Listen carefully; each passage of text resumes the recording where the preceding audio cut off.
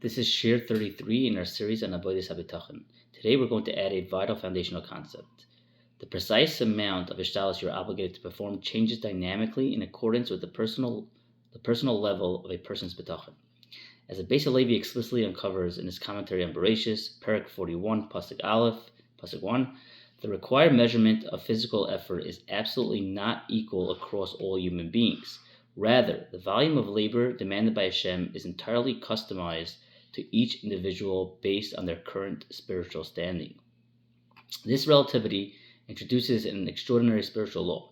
If a person has attained an exceptionally high madrega spiritual level where they could naturally maintain absolute emotional calm by doing only a minimal amount of work, then any additional hour they spend engaging in commerce is considered a spiritual blemish. Whatever a person increases to exert effort beyond what is strictly necessary for their specific level of faith is characterized as an outright sin against their midas habitachon. The Beis HaLevi utilizes this exact principle to resolve why Yosef HaTzadik was severely punished with an additional 2 years of bondage. Because Yosef stood at the astronomical level of bitachon, it was considered an unnecessary, unauthorized overexertion of ishtalos for him to verbally reach out and ask the Sarah Mashkin to remember him to parrot. What this means for the average person is that if someone is currently starting out on a lower developing tier of bitachon, they are halachically required to step into the standard natural tracks of labor outlined by teva, by nature of the world. However, as your internal connection to HaKadosh Baruch Hu systematically intensifies and grows, the amount of physical ishtalos you are required to perform continuously decreases. Concurrently, we must establish a crucial foundational principle. There will always remain an absolute necessity to perform a microscopic baseline minimum of effort, even if a person reaches the ultimate pinnacle of bitachon. You can never reduce your physical labor to literal zero.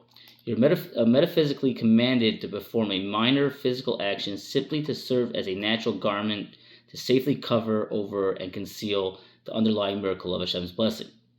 This forces us to confront a highly practical real world question. How is an individual able to objectively measure what their true level of bitachon is, so they can accurately calculate exactly how much ishtalos they should be doing? The answer, as documented across a wide array of classic hashkafic works, is that your spiritual baseline is determined entirely by the raw level of deep calm and serene tranquility you feel inside your current situation. The Beis HaLevi defines this clearly. The ultimate test of your bechinas habitachon is the presence of hashkotas ruchoi v'liboy, the quiet stabilization of your mind and heart to smoothly cast your complete burden upon Hashem. You simply elevate how anxious or tranquil you are when facing a real-world circumstance that demands your effort. Another metric to calculate your true level of bitachon is unraveled by Rav Dessler in Michtav Me'Eliyahu, Volume 1, page 188. He notes that a person frequently executes a specific strategy to secure parnasa, but the business transaction completely fails to generate any results. Following that failure, if the person is unable to withstand the test and is consumed by a deep sense of toxic regret, bitterly wishing that they had worked longer hours or executed a different strategy, it serves as a diagnostic sign that your faith was weak and you are currently required to work more hours to buy more emotional peace. To firmly cement the reality that the required measure of labor is explicitly tailored to a person's individual level, we must look at how the Torah holds out our greatest spiritual ancestors to this exact same standard. The Ramban in Bereshis 12:10 levels a shocking, uncompromising critique against Avram Avinu when he chose to descend to Mitzrayim due to a famine. Out of fear that the Egyptians would murder him to capture his beautiful wife, Avram performed an act of ishtalos by instructing Sarah to claim she was his sister. The Ramban states, I'm going to just quote the whole Ramban passage and then I'll explain it. Da ki Avram Avinu chata chet gadol b'shkago, inadvertently, shehevi ishtoi hatzadekes b'mishkol ovim b'fnei pachtoi pen yahargihu v'hoyeloi liftoyach b'shem sheyatzel oisoi v'es ishtoi v'es kol ashaloi ki yesh v'leikim koyach la'azor u'lahatzel. The Ramban explains that by Orchestrating a defensive strategy, Avram mistakenly brought his righteous wife into a dangerous spiritual obstacle. In exact accordance with his sky-high madrega, he was expected to rely flawlessly on Hashem's absolute protection to save his life and his family, fully internalizing that HaKadosh Baruch Hu possesses the unlimited capacity to deliver a person without human stratagems.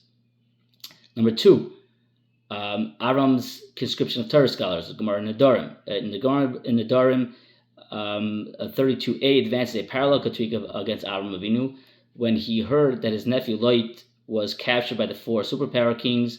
Avram engaged in the ishtalos of warfare, taking 318 of his elite students out to battle. The Gemara takes sharp issue with this overexertion, revealing that the ultimate historical reason that why Klal Yisrael was punished with 210 brutal years of Shiva Mitzrayim the Gemara says it was a direct consequence of Aaron performing an improper, excessive ishtalos by conscripting Torah scholars into physical combat. It uses a lashon by taking his students Chanichov Yalidei Beisoi to the battlefield. It says in the Gemara Osa Angoria b'Talmudei Chacham. He made improper conscription of Torah scholars, which was an excessive effort of a person on his frequency. We see number three is Hagar's water vessel. We see the exact sensitivity play out regarding Hagar when she was wandering with Ishmael in the wilderness. The Torah notes that she aggressively filled her water skin with tamale as chemas mayim, with a surplus of water beyond what was required for a single day. Chazal look upon this defensive behavior as an outright deficiency in her basic emunah, demonstrating an unauthorized anxiety over the next day's sustenance. Rav Leib Chasman explains the inner logic of this critique. Because Hagar had just witnessed an open, spectacular miracle where Hashem generated a fresh wellspring out of the dry desert sand, the baseline expectation of her faith was instantly elevated. Because she witnessed Hashem's hand, her required level of ishtalos shrank, making her over-preparation a sin. Yaakov Avinu's flight from Esav, the Rashbam says in Bereshis 32:29. He introduces a radical interpretation regarding the physical injury of Yaakov Avinu sustained when he was wrestling with the angel. He notes that Yaakov was struck and left limping on his leg precisely because he executed an excessive volume of ishtalos by fleeing from his brother Esav. Because HaKadosh Baruch Hu had handed him an explicit divine promise of total protection, attempting to run away was characterized as an unnecessary, unauthorized overexertion. Number 5, back to Yosef HaTzadik and the Saramashkin. This brings us back to the classic medrash expounded upon by the Beis HaLevi. It says in Tehillim 45, Ashrei HaGever Asher Sham Hashem V'Tachov Leifano El Rahavim. Praiseworthy is the man who makes Hashem his reliance and turns not to the arrogant.